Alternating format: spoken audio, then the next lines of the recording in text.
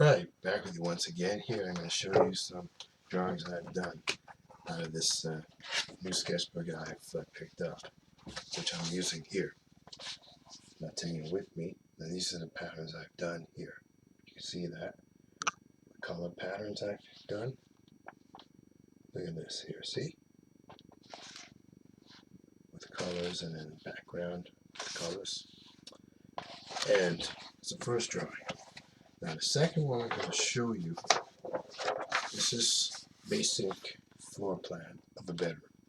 You can see here, or a room, or whatever you want to call it. You can see here, this is the bed and this is the desk. And the walls I colored black, and the door over here. So this is the second drawing I've done. Totally different from this one right over here. And finally, show you another drawing of another floor plan of either a doctor's or a dentist's office. You can see here all the desks, all the patient's chairs here. There's the door open, and all the other chairs that are there.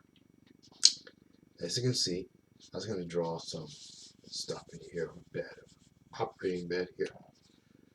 But I never got a chance to do it. So I decided to leave it like this.